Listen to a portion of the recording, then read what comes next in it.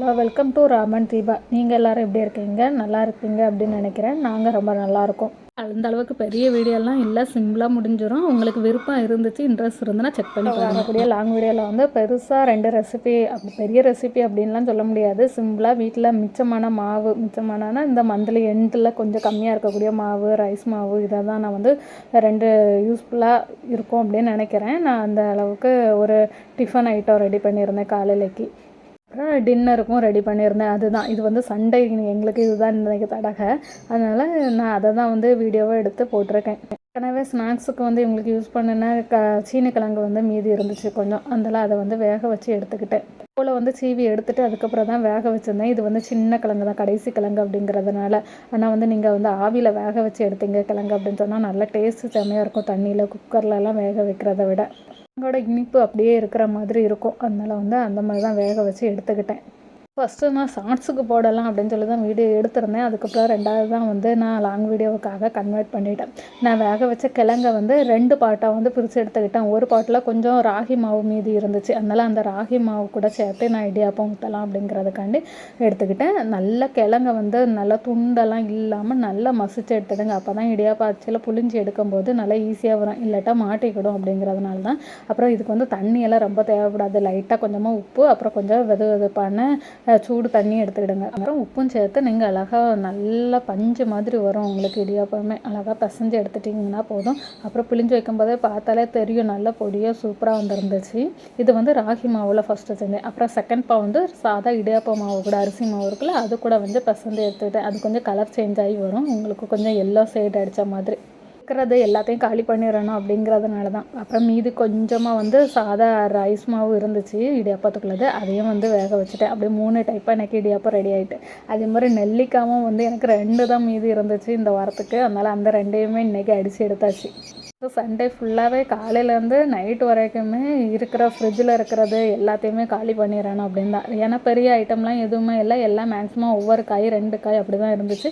மாவும் அப்படி தான், 1 கைப்பிடி 2 கைப்பிடி அந்த அளவு தான் இருந்துச்சு. அதனால் அது அவ்வளோத்தையுமே காலி பண்ணி எடுத்துடணும் அப்படிங்கிறதுக்காண்டி தான் இன்றைக்கி இடியாப்பமும் ஊற்றிட்டு அதுவுமே கொஞ்சம் எல்லாம் கொஞ்சம் கொஞ்சம் சேர்க்கும்போது வந்து என்னதோ டிஃப்ரெண்ட்டாக நிறைய வேலை செஞ்ச மாதிரி தான் இருந்துச்சு. ஆனால் வந்து டிஃப்ரெண்ட்டாக ஒரு ஃபுல்லான ஒரு மீல்ஸ் கம்ப்ளீட் ஆன மாதிரி தான் இருந்துச்சு.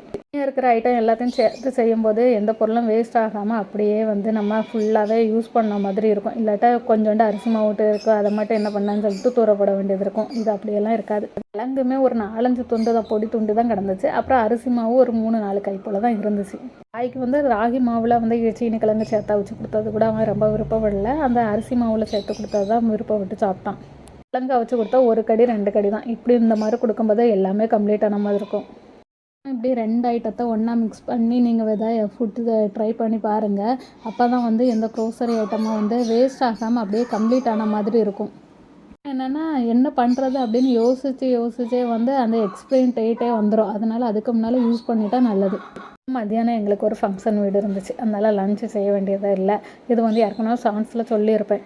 ஃபுல்லாக தான் நீங்கள் வந்து அந்த மாதிரி ஐட்டம்ஸ்லாம் செய்யணும் அப்படின்லாம் இல்லை. கரெக்டாக பிளான் பண்ணி வச்சுட்டு அந்த வீக் ஃபுல்லாகவே வந்து உங்களுக்கு அந்த மாதிரி யூஸ் பண்ணுறதுக்கு நீங்கள் ட்ரை பண்ணிக்கலாம். நல்லது.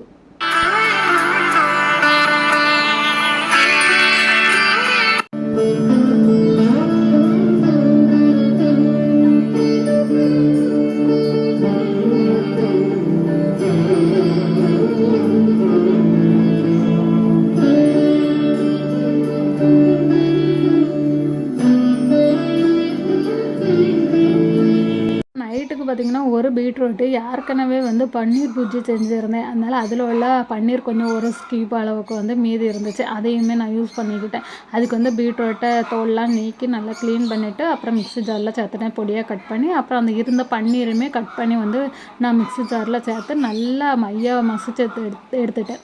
எனக்கு 2 கைப்பிடி அளவுக்கு தான் கோதுமை இருந்துச்சு, அதை எடுத்துக்கிட்டேன். அப்புறம் அரைச்சி வச்சுருக்க விழுதும் நான் இது கூட சேர்த்துக்கிட்டேன். அப்புறம் கொஞ்சமாக ஓமம் வந்து கையில் நசுக்கி நீங்கள் சேர்த்துடுங்க. சப்பாத்திக்கு நல்லா வாசனையாக நல்லாயிருக்கும்.